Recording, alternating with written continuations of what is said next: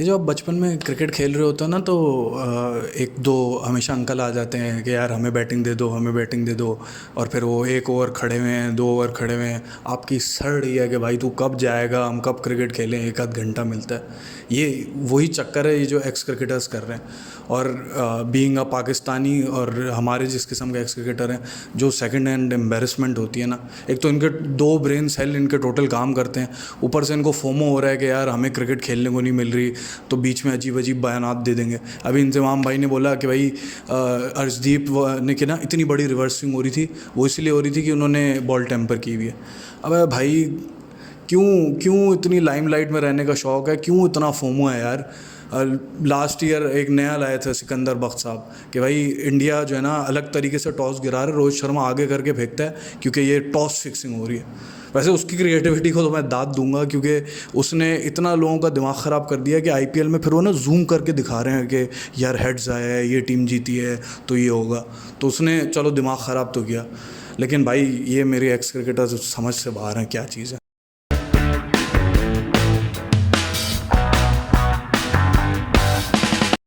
यार मुझे क्रिकेट बहुत पसंद है, लेकिन जिस किस्म के टाइमिंग पे मैच हुआ है ना, आई एम एक्चुअली ग्लैड कि दिस टूर्नामेंट इज़ एंडिंग। सुबह 4:30 बजे मैच हो रहा है, 5:30 बजे हो रहा है, फिर रात 7:30 हो रहा है, फिर रात 12 बजे मैच हो रहा है। तो I am glad this tournament is ending. But खैर फाइनल की थोड़ी सी बात करते हैं। इस बार बड़ी एक यूनिक बात हुई है कि दोनों टीम्स अनडिफीटेड इस फाइनल में एंटर हो रही हैं। साउथ अफ्रीका के साथ हम चोकर्स का टैग एसोसिएट करते हैं, बट उन्होंने काफ़ी चोक वाली सिचुएशन से भी अपने आप को रेस्क्यू करने में कामयाब रहे हैं और 3 दफ़ा चेज़ करने में कामयाब रहे हैं। हमें पता है कि South Africa and known to be a very good chasing side, but 3 दफ़ा चेज़ कर लेना is a feat for them. इसके अलावा वेस्ट इंडीज़ और इंग्लैंड का गेम उनके लिए बहुत ज़्यादा इंकरेजिंग होगा क्योंकि दोनों बहुत बड़ी टीम्स थी और इन फॉर्म थी इस टूर्नामेंट में। उनको हराना और क्रूशल मोमेंट पे अपनी नर्व्स को कायम रखना, ये उनके लिए बहुत बड़ा प्लस होगा। सिमिलरली इंडिया के लिए ऑल्दो वो नॉकआउट स्टेजेस पे बहुत पहुँचे हैं, लेकिन they still take a lot of encouragement from the fact के ऑस्ट्रेलिया को हराने में वो कामयाब रहे, और ना सिर्फ हराने में कामयाब रहे, उनको टूर्नामेंट से बाहर करने में कामयाब रहे। तो वो जो एक गुस्सा था और वो जो एक वूडू था कि यार ऑस्ट्रेलिया ने हमें टूर्नामेंट हरा दिया, ओडीआई वर्ल्ड कप हरा दिया और वहाँ भी अनडिफीटेड जा रहे थे, तो वो एक बहुत बड़ी इंकरेजमेंट है। इसके अलावा इंग्लैंड को हराना 2022 में जिस तरह इंग्लैंड ने 10 विकेट से हराया था इंडिया को, वो वाली चीज़ भी अब देर पास्ट इट। तो उनके लिए बहुत सारे साइंस हैं जो कि उनको ऐसा सोचने में मजबूर करेगा कि this might just be the year for them. First time होगा जो अनडिफीटेड टीम फाइनल भी जीतेगी। अगर दोनों की टीम्स के प्लेयर्स की फॉर्म की थोड़ी सी बात कर लें तो साउथ अफ्रीका में हमने देखा है कि 3 से 4 प्लेयर्स हैं जो कि स्ट्रगल कर रहे थे। शुरू में रबाडा स्ट्रगल कर रहे थे, उनकी फॉर्म वापस आ गई, लेकिन रीज़ा हेंड्रिक्स, एडन मार्करम और ट्रिस्टन स्टब्स की बात करें तो ये अभी भी थोड़ी सी इनकी डाइसी फॉर्म है। एडन मार्करम और रीज़ा हेंड्रिक्स के लिए थोड़ी सी ग्लिमर ऑफ होप है क्योंकि उन्होंने अफ़गानिस्तान के अगेंस्ट अपनी नर्व्स रखी। ऑल्दो एक छोटा चेस था, बट हमें पता है कि साउथ अफ्रीका जब चोक करना शुरू करती है, और specially against a team like Afghanistan who is probably the best bowling attack of this tournament, उनके अगेंस्ट नर्व्स रखना और 9 विकेट विक्ट्री लेना थोड़ी सी होप देगा। इसके अलावा ट्रिस्टन स्टब्स ने वेस्ट इंडीज़ के अगेंस्ट काफ़ी अच्छी बैटिंग की थी and he manage to get his team across the line, वो एक और इनकरेजिंग साइन होगा। इंडिया की बात करें तो ऑल्दो ज़्यादातर प्लेयर्स फॉर्म में आ गए, सूर्य कुमार यादव तो बहुत अच्छी फॉर्म में आ गए, उनका एक जो टैग लगा हुआ था कि वो बड़ी टीम के अगेंस्ट ही परफॉर्म करते, वो उन्होंने तोड़ दिया। ऑस्ट्रेलिया के अगेंस्ट रन्स किए, इंग्लैंड के अगेंस्ट रन्स किए। कोहली थोड़ा सा स्ट्रगल कर रहे हैं, लेकिन मुझे लगता है कि it's more of taking a new role, क्योंकि कोहली हमें पता है कि एक थोड़ा सा एंकर इनिंग्स खेलते हैं, बट रोहित शर्मा ने बोला है कि भाई हमें थ्रू आउट दिस मैच और थ्रू आउट द बैटिंग हमें एग्रेसिव क्रिकेट खेलनी है। तो कोहली कई दफ़ा अपने शॉट्स खेलने में जाते हैं और नाकाम हो जाते हैं। तो I think it's not as much about the form, but it's about playing a different brand of cricket. और जिस तरह उन्होंने लास्ट मैच में छक्का मारा था, मेरे हिसाब से this match might be his match, और वो क्या पता जितवा भी थे। जडेजा की बात करें तो वो भी, उनकी फॉर्म भी बहुत ज़्यादा डाइसी रही है। इस टूर्नामेंट में अगर इंग्लैंड वाले मैच से पहले जो कि सेमीफाइनल से पहले देखें तो 3.5 रन की उनकी एवरेज थी विद द बैट और 77 रन की एवरेज थी विद द बॉल। अब बॉलिंग शायद उतनी बड़ी कंसर्न नहीं हो कि वो, क्योंकि वो अब जो है थोड़ा सा 6 बॉलिंग ऑप्शन यूज़ होते हैं तो वो अक्सर 4 ओवर का कोटा पूरा नहीं करते, बट उन्होंने 17 ऑफ 9 बॉल स्कोर किए, वो इंडिया के लिए बहुत इंकरेजिंग साइन होगा। और क्योंकि अब 1 से 8 तक उनकी जो है सारे बैटर जो है बैटिंग कर सकते हैं, ये एक बहुत ही स्ट्रॉन्ग साइन है गोइंग इनटू द फाइनल, जो कि साउथ अफ्रीका के पास नहीं है। थोड़ी सी मैं बात ग्राउंड की करना चाहूँगा, और ग्राउंड से मुझे याद आया कि यार हम भी बड़े अरमानों से गए थे कि यार वेस्ट इंडीज़ में वर्ल्ड कप हो रहा है और हमारे इमाद आमिर और ये सारे वेस्ट इंडीज़ में खेल चुके हैं, तो हमें तो बहुत बड़ा एडवांटेज है। क्रिक इन्फो पे आर्टिकल्स आ रहे हैं कि भाई पाकिस्तान को एडवांटेज है, लेकिन पहुँचे ही नहीं हम। क्या मतलब सुपर 8 में क्या रखा है। खैर, इससे पहले मेरी रैंट लंबी हो, बारबेडोस में ये मैच है। यहाँ पे फास्ट बॉलर्स के लिए उतनी ज़्यादा हेल्प नहीं होती जितनी स्किटी बॉलर्स, लेग ब्रेक और जनरली स्पिन को ये फेवर करता है ये ग्राउंड। एक इसमें यूनिक बात ये ज़रूर है कि बैटिंग फर्स्ट को बहुत ज़्यादा हेल्प रही है। अगर 2022 के स्टार्ट से मैं बात करूं और सिर्फ फुल मेंबर नेशंस के मैचेस की बात करूं तो 71% of the teams batting first have won the match. और लास्ट CPL की बात करूं जो कि 2023 में हुआ था, तो वहाँ 66.7% of the teams batting first have won the match. तो बहुत क्रूशल टॉस होगा, स्पेशली साउथ अफ्रीका के लिए, जो कि हमें पता है कि isn't a very good chasing side, even though उन्होंने इस टूर्नामेंट में बेहतर ज़रूर किया है, बट गिवन दी स्टैट्स और given their preference, I think बहुत ज़रूरी होगा ये टॉस वो जीतें और बैटिंग फर्स्ट करें। एक और इसमें बहुत ज़रूरी चीज़ है, वेस्ट इंडीज़ में एक बड़ी कॉमन फैक्टर होता है कि ब्रीज़ उनकी सारी कंट्रीज़ में बहुत ज़्यादा होती है, तो जब भी बैटर अगेंस्ट द ब्रीज़ मारने की कोशिश करते हैं वो मोर ऑफन देन नॉट वो आउट हो जाते हैं, अनलेस वो बहुत ज़्यादा पावर से उस शॉट को मारें। तो इसमें पावर प्ले बहुत इंपॉर्टेंट हो जाता है, क्योंकि जब पावर प्ले ख़त्म होता है बॉलिंग टीम उस हिसाब से फील्ड सेट करती है और बॉलर ऑब्वियसली उसके आर्क में बॉलिंग करता है कि जो है अगेंस्ट द ब्रीज़ मारने पे मजबूर करें और उस पर विकेट्स गिरती हैं। तो 79% ऑफ द टीम्स जो कि इस टूर्नामेंट में पावर प्ले में डोमिनेट करने में कामयाब रही हैं, यानी कि दूसरी टीम से ज़्यादा रन स्कोर किए हैं, तो 79% ऑफ द टाइम्स वो टीम मैच जीती है। तो पावर प्ले को अगर आप देखें तो ये उसी से आपको एक हिंट मिल जाएगी कि कौन सी टीम जीतने वाली है, जो टीम ऑब्वियसली पावर प्ले को डोमिनेट करेगी। और इसके अलावा जब बाकी आगे भी जाते हैं तो क्योंकि ये यहाँ पे बारिशें वगैरह बहुत होती हैं, तो वो भी बॉल को रफन अप कर देते हैं और कई दफ़ा आउटफील्ड भी स्लो हो जाती है और शॉट्स मारना मुश्किल हो जाता है। तो power play very important for this match. थोड़ी सी बात मैं कैप्टनसी पे भी करना चाहूँगा। दो बहुत ही अच्छे कैप्टन हैं। एडन मार्करम का एक बड़ा इंटरेस्टिंग रिकॉर्ड अभी सामने आया कि वो अनडिफीटेड रहे हैं इन साउथ अफ्रीकन जर्सी। अंडर 19 में भी कैप्टनसी कर चुके हैं, ODI में भी 2 मैच कैप्टनसी की थी ODI वर्ल्ड कप में, और इस वक्त 8 मैच जीत चुके हैं on the trout in this T20 world cup. जब वो अंडर 19 में 6 आउट ऑफ 6 मैचेस जीते थे, तो वो अंडर 19 वर्ल्ड कप जितवाने में कामयाब रहे थे साउथ अफ्रीका को बैक इन 2014। और इसके अलावा अगर ऐसे T20 की भी बात करें, 2 इसके टूर्नामेंट्स हुए हैं लास्ट 2 सालों में, और दोनों के दोनों Aiden Markram as a captain जीते हैं। तो अगेन बहुत ही एक बेहतरीन रिकॉर्ड रहा है एडन मार्करम का। रोहित शर्मा भी he isn't that far off, although international trophies नहीं हैं, बट IPL में 5 दफ़ा जीत चुके हैं, जो कि it's the joint highest with MS Dhoni, which is a huge record in itself. Champions league वगैरह भी जीत चुके हैं।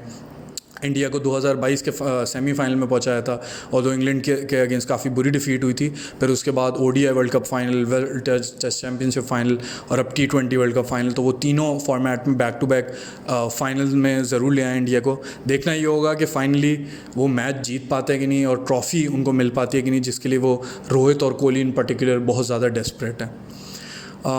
इसके अलावा थोड़ी सी मैचअप्स की बात कर लेते हैं। हमें पता है कि ये साउथ अफ्रीकन टीम के बहुत सारे प्लेयर्स ऐसे हैं जो कि IPL में भी खेलते रहे हैं और इंडियन टीम के अगेंस्ट भी खेल चुके हैं, तो काफ़ी एक एक्सटेंसिव डेटा मिल जाता है। और एक बड़ी और भी यूनिक बात इसमें ये मुझे लगी कि इन 2 टीम्स में एक कॉमन फैक्टर है डेली कैपिटल्स।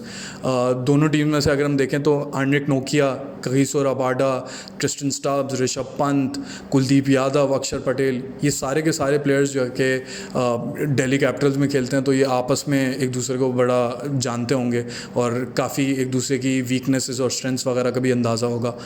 इस एक इंटरव्यू मैं सुन रहा था जिसमें ट्रिस्टन स्टब्स कहते हैं कि कुलदीप यादव ने उनको नेट्स में बॉलिंग नहीं कराई।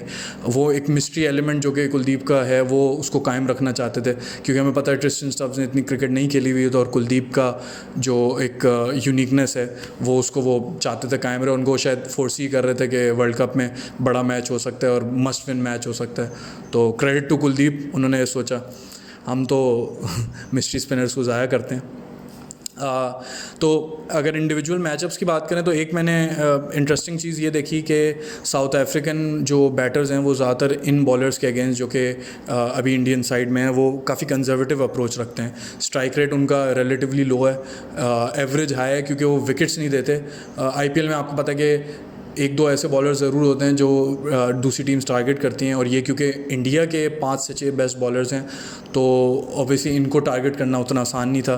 तो ये एक साउथ अफ्रीका के लिए कंसर्निंग बात है कि यहाँ पे गिवन दिस बिग स्टेज उनको अटैक करना पड़ेगा in order to win the match.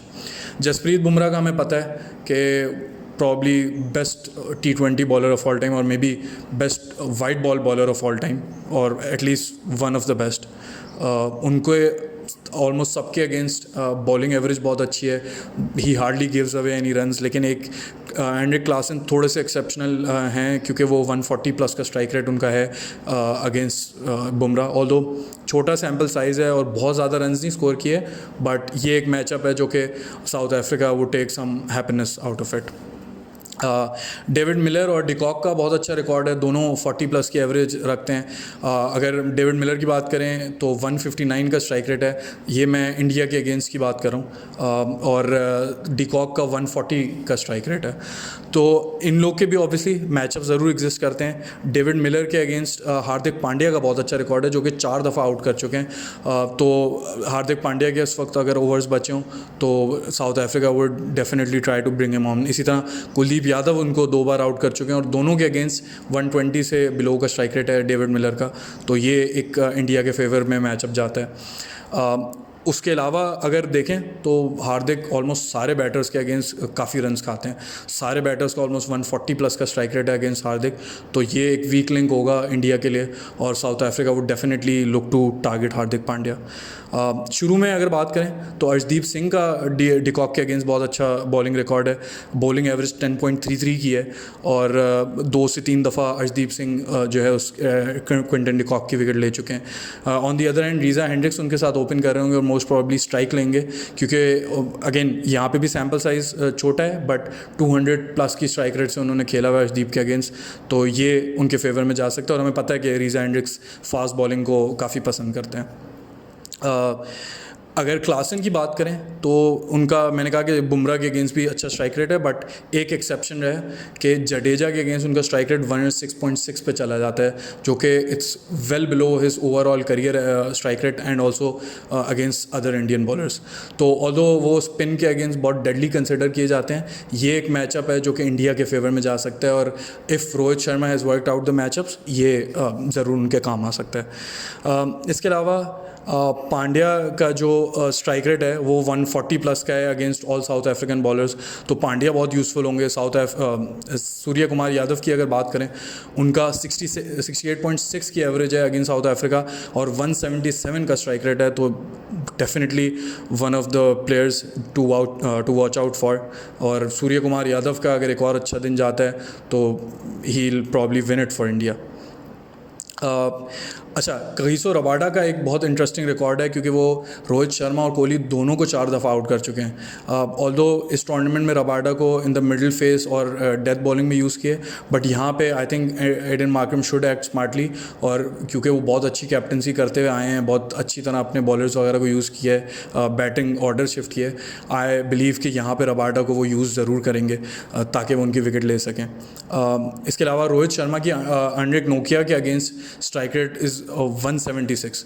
तो अगर रोहित शर्मा जो कि अभी तक वो टूर्नामेंट में करते आ रहे हैं कि वो पावर प्ले के बाद तक भी बैटिंग करते रहें और एंड्रिक नोकिया जैसा अच्छा मैचअप मिला तो ये साउथ अफ्रीका के लिए बहुत ज़्यादा ट्रबलिंग हो सकता है। इसके अलावा अगर पंत की बात करें तो महाराज इनको डिसमिस करने में कामयाब रहे हैं। और इंटरेस्टिंगली ऑल्दो एक ये इसमें कैवियट ज़रूर है कि ये इन बॉलर्स के अगेंस्ट इतना ज़्यादा नहीं खेले क्योंकि दिल्ली कैपिटल्स के ही बहुत सारे बॉलर्स हैं, बट पंत का महाराज के अगेंस्ट इतना अच्छा रिकॉर्ड नहीं है, तो यहाँ पे पंत को महाराज को अर्ली ऑन जो है पंत के अगेंस्ट लाया जा सकता है।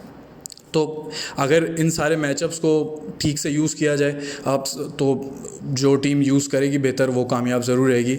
साउथ अफ्रीका के लिए ये बड़ा मसला होगा कि क्योंकि बहुत सारे राइट हैंडेड बैटर्स हैं इंडिया के लिए, तो उनके अगेंस्ट एडन मार्करम बिल्कुल इनफेक्टिव हो जाते हैं। एक एंड पे मोस्ट लाइकली एक राइट हैंडेड बैटर होगा, तो they have to go with 5 bowlers, और वो मैचअप को शायद उस तरह अच्छा यूटिलाइज़ ना कर सकें because they don't have that flexibility. अगर ओवरऑल इन फैक्टर्स पे देखें तो बहुत नेक एंड नेक है। आई स्लाइटली फेवर इंडिया बिकॉज उनके पास फ्लेक्सिबिलिटी ज़्यादा है, एक्स्ट्रा बैटर्स हैं, एक्स्ट्रा बॉलिंग ऑप्शन मौजूद हैं, but south Africa definitely have the pedigree, और उनके जो प्लेयर्स हैं जो 11 वो बहुत अच्छी फॉर्म से आ रहे हैं आईपीएल में, इंटरनेशनल में। तो टॉस बड़ा इंपॉर्टेंट होगा, पावर प्ले और मैचअप्स को कौन बेहतर यूज़ करता है, that would determine who would win this world cup of 2024। एक अच्छी बात ये होगी कि 50% चांस ज़रूर है कि साउथ अफ्रीका जीते, और अगर साउथ अफ्रीका जीता तो काफ़ी सालों बाद एक नया चैम्पियन हमें देखने को मिलेगा। And as a neutral I would really want कि इस बार हमें नया चैम्पियन मिले, but I would slightly favor India to win this World Cup.